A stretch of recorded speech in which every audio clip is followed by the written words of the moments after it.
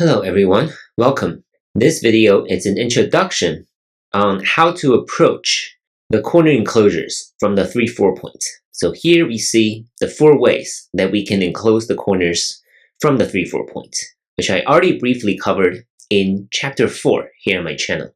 This is intended as a beginner's guide because we are only going to show you the most basic moves. And in the next few videos, we'll dive into the complications of each of these patterns. Like most Josekis, there are versions that are simple enough for beginners to know and to grasp. And there are complicated variations that beginners need to know to avoid when you're playing, but sometime down the line, when you are more comfortable with this game, you should start experimenting. You should start to know how to play these variations.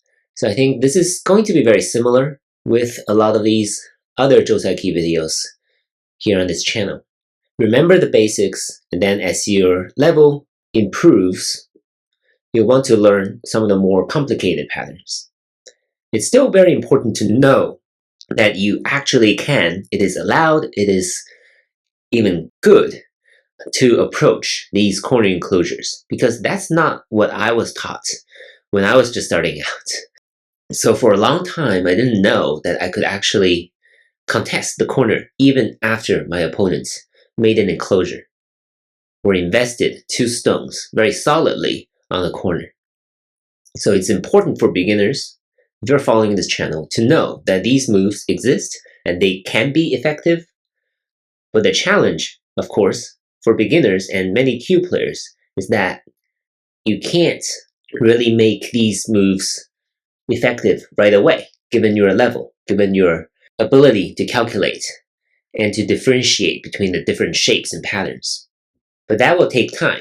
As you improve, you'll start to want to try out some of these moves to contest the corner enclosures.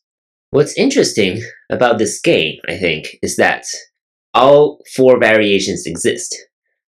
If you've played long enough, you take this for granted. But if you think about it, it's actually pretty neat, right, that all 4 exist. There's not one that is significantly better than the other 3.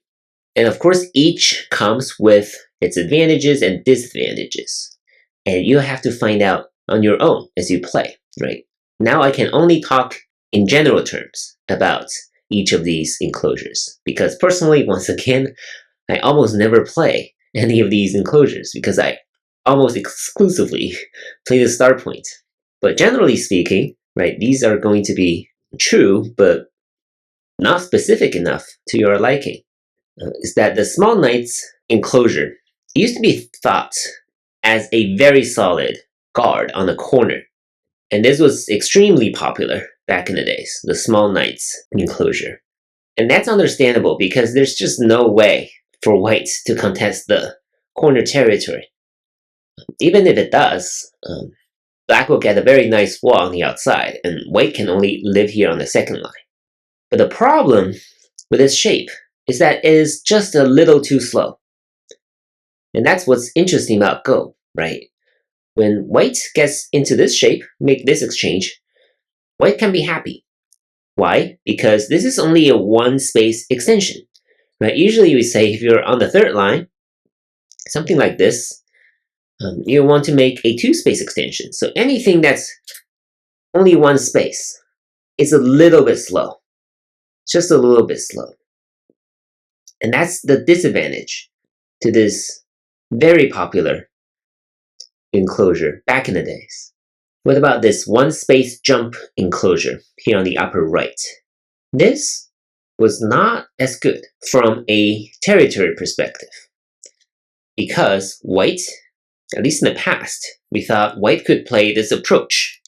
Now this is not the most effective move, right? It's going to be this attachment, something like this. So it's very easy actually for white to stop black's development on the upper side here after this jump. But of course, black can pincer and start a fight, right? Put some pressure on this white stone and start a fight. But white can come to the upper side very easily after this enclosure on the 4th line. But of course, this stone helps black develop on the right side here. This is a very solid move if you're considering the right side. So that's the advantage to this one space jump enclosure. Also, it has a weakness here on the upper side. What about this large nice enclosure? So the large nice enclosure and the two space enclosure were relatively rare, especially the two space jump enclosure was very rare before the age of AI. It existed, but very few people played it. Why? Because it doesn't have a strong grasp on the corner. So at least in the past, we thought white could come into the 3-3 point, not to live completely, but to make aji, right? But this is not okay. This is no longer okay, especially at the beginning of a game. You do not play these probing moves on the inside. Black will be, once again, very happy to just enclose white in the corner. And even if white makes a living shape or makes a ko, black is very happy with the wall on the outside. So the large knight enclosure and the two space enclosure both will have some weaknesses on their control of the corner territory, right? It will be something like this. So it is possible for white to come in and take the corner territory, but black's wall on the outside is much better, right? It's worth it to sacrifice the corner territory here on the second line. And white is not going to come in. And that is why AI actually prefers the two space enclosure and the large knight enclosure, depending on the version, right? At first, we thought the large knight's enclosure was the best, and then some advanced AI programs seem to say that the two space enclosure is the best, and now it kind of went back to saying that the large knight's enclosure is the best. Do you need to care about what AI says in this situation? Most likely no, right? Because AI's concerns are not your concerns, right? AI is cutting edge calculation, lots and lots of calculation, and the differences are very, very slim. Of course, AI is not saying you should play the small knight's enclosure with a one space enclosure, but even if you play it, it's only a slight disadvantage, and that doesn't really matter for human amateur games. So you're definitely welcome, and you should try out all four when you're playing the 3-4 point, and see which one you like better, and see which one you like to defend better against your opponent's approaching moves. So what is the correct move against the large knight's enclosure? It is actually this attachment. From my understanding, at least more than 20 years ago, when I was just starting to learn, these attaching moves are a little bit impolite, right? You will want to play like a pincer, right? You want to leave a little bit of space between you and your opponents, or at least that's what we are taught. But that's wrong. That's just plain wrong in the age of AI. AI is saying you should play the attachment, especially when you're weak. You should play more of the attachment and be aggressive. And that's kind of validated some of the players before AI, but players, at least like my teachers, didn't really understand like why you should play the attachment, because the attachment is actually putting maximum pressure on your opponent. So that is going to be a move that we'll look at, and black can play the hane from the inside to guard the corner. But of course, the result is that white will get influence on the outside. Or black can choose to start a fight on the outside. And white will have the option of taking the corner, something like this. And I think both sides can be happy with this. Or, more complicated variation. We'll have black cut, play the Atari here. And it seems like white is all going to die.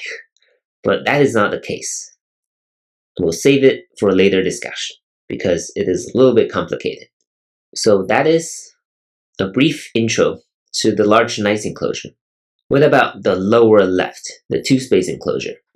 There's actually not a very effective way to contest right away. And that is why I think AI preferred the two-space enclosure at one time.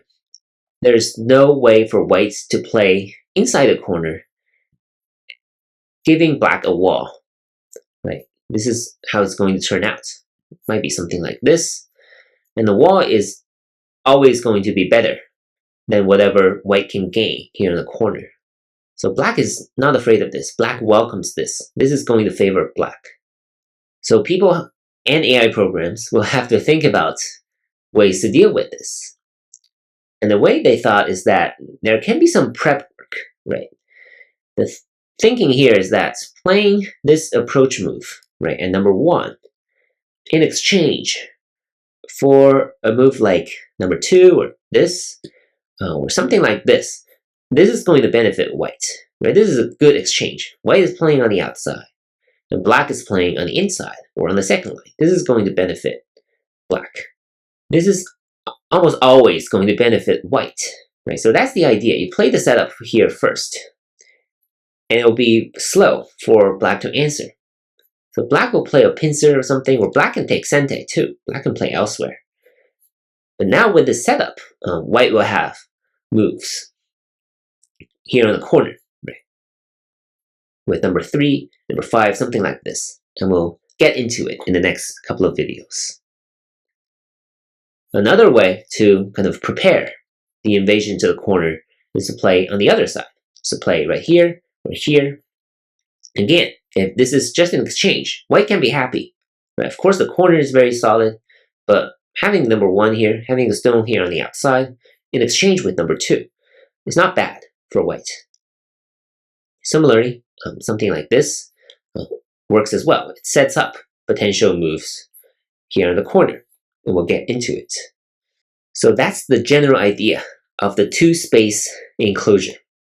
Hard for white to play on the inside right away, but white can play on the outside first, hoping for an exchange. If you do play an exchange, white cannot be at a disadvantage, right? This is always going to be slightly better for white.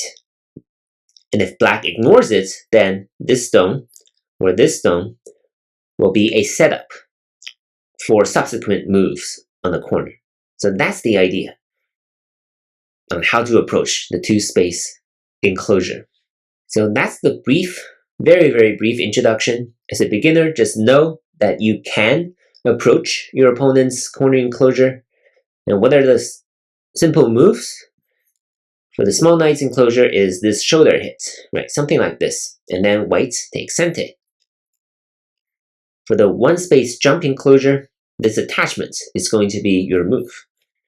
For the large knight's enclosure, this attachment, which will be complicated. You want to be a little careful when you're starting out, but just know that this move exists. And once you get to that level where you want to learn, you can come back to this video series or check out other videos and learn these very important variations. Lastly, for the two-space enclosure, white does not have anything on the corner right away, but white can play moves on the outside, like this approach, or this kind of a pincer on the left side to set up potential variations on the corner. So that's the idea for how to approach the 4 enclosures stemming from the 3-4 point. In the next few videos, we'll take a closer look at each one and discuss some of the more complicated variations. As always, if you have any questions, please let me know in the comment section below. Good luck, and thank you for watching.